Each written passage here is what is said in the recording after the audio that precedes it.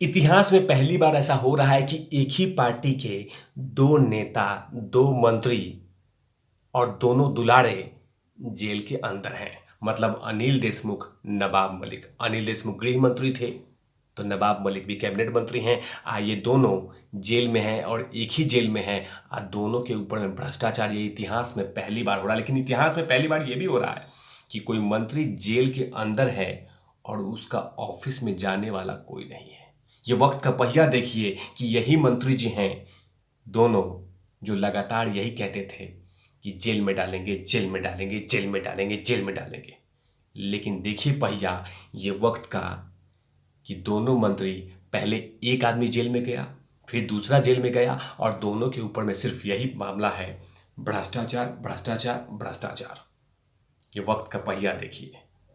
जिस जेल में गए कैदियों के लिए लगातार वकालत किए जा रहे थे कि जो ये जेल में आर्थर रोड में गया है वो उसको परेशान किया जा रहा है, ये किया जा रहा है, वो किया जा रहा है, तमाम बातें कही जा रही थी। लेकिन देखिए वक्त का पहिया कि उसी जेल में नेताजी चले गए, मंत्री चले गए, जिस जेल के बाहर में लगातार वकालत कर रहे थे। पूरा विवरण दूंगा।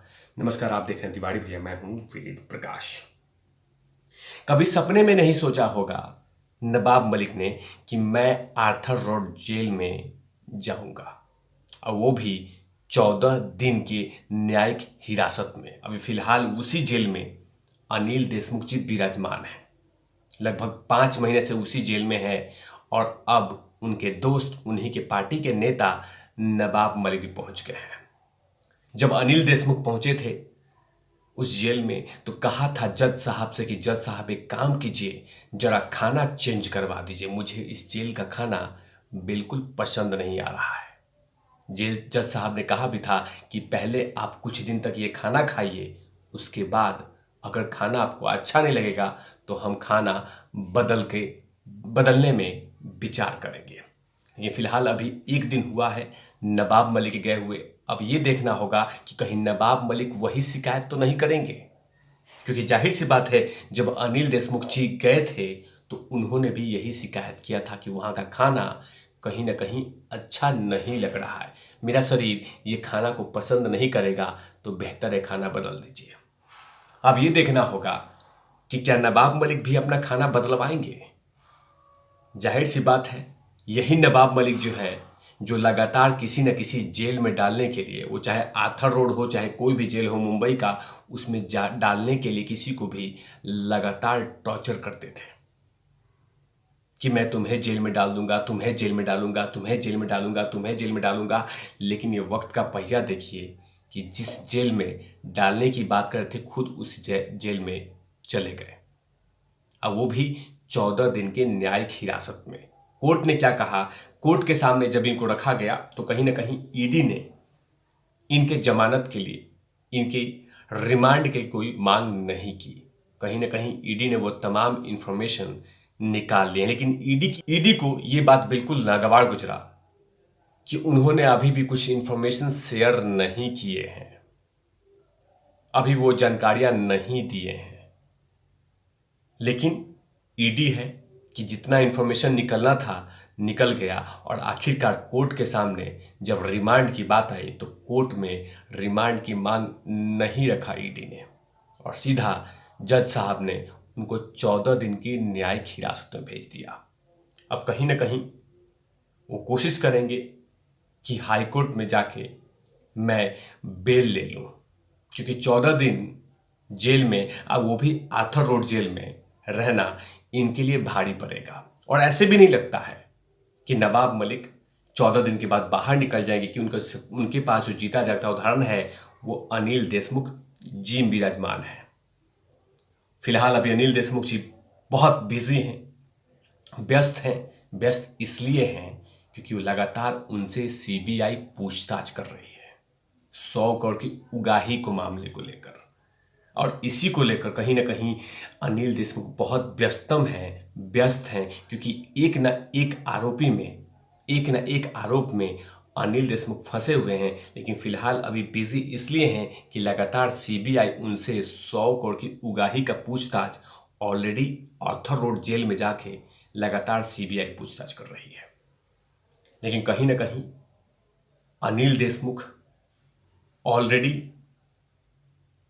5 महीने से जेल में हैं और उसके बाद अब दूसरे जो जेल में जाए, दूसरे जो नेता हैं वो जेल में गए। लेकिन इतिहास में पहली बार ऐसा हो रहा है कि कोई मंत्री पद पर विराजमान है, मंत्री है ऑलरेडी, और उसके बाद वो इस्तीफा नहीं दे रहा है, बाकायदा ऐसे जेल में गया है। अब क्या लगता है कि इनको एक कॉमन मैन के, एक कॉमन कैदी की तरह रखा जाएगा? जाहिर सी बात है कि मंत्री हैं तो कहीं ना कहीं अंदर में बहुत सारी सुविधाएं का लाभ उठाएंगे, हो सकता है। लेकिन पहली बार इतिहास में ऐसा हो रहा है कि कोई सिटिंग मंत्री इस्तीफा नहीं दे रहा है, लगातार वो अपने फैसले पर अडिग है और उसी को लेकर मंत्री बन के भी वो जेल में गए हैं। या तस्वीरें देखिए, जब वो जेल जा रहे थे रिमांड के बाद न्यायिक हिरासत में, तो बाकायदा चेहरे पे बड़ी सी मुस्कान थी, मानो जैसे मैंने बहुत बड़ा क्रांतिकारी काम किया है, डर नहीं है मुझे, आप कितना भी सताओ हम रोएंगे नहीं, ना उदास होंगे, मेरे चेहरे पे हंसी है। लेकिन वो हंसी इसलिए थी ताकि भारतीय जनता पार्टी को एक संदेश देते हैं कि हम अपसेट नहीं हैं, हम उदास नहीं हैं, हम रो नहीं रहे हैं, मेरे चेहरे पे मुस्कान है। यही चेहरा था जो एक समय था कि 2-3 लोगों के लिए लगातार सोशल मीडिया पे ये कमेंट किए जा रहे थे कि हम तुम्हें जेल में डाल देंगे। लेकिन आज वक्त का पहिया देखिए कि जिस जेल में डालने की बात कर रहे थे आज वही जेल में है, और वो भी भ्रष्टाचार मामले में लेकर। लेकिन एक बात तो मानी जाएगी कि उद्धव ठाकरे सरकार या कांग्रेस की सरकार या महाअघाड़ी सरकार इतना तो है कि नवाब मलिक से कभी भी वो लोग मंत्रालय पद नहीं छीन रहे हैं। अब सोचिए कि मंत्री जी जेल में हैं और काम कैसे चलेगा, विभाग को संभालेगा कौन?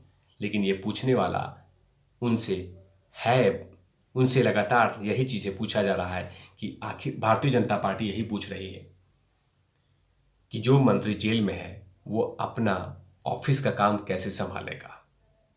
क्योंकि जाहिर सी बात है, जिस मंत्री को जो औहदा दिया जाता है वो उस औहदे को जाके खुद संभालता है। लेकिन यहाँ मंत्री जी जेल में हैं और ऑफिस कैसे चलेगा?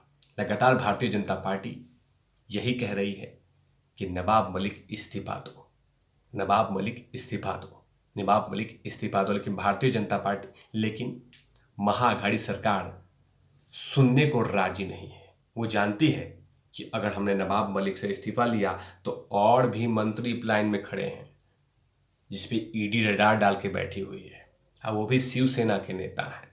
इसीलिए अब सभी मिल गए हैं और कह दिया है कि हम सभी लोग जेल में जाएंगे, जो मंत्री, और जेल के अंदर से ही मंत्रालय चलेगा। इतिहास में ऐसा पहली बार होगा कि कोई मंत्री जेल के अंदर ही है और तमाम ऑफिस का काम देखेगा।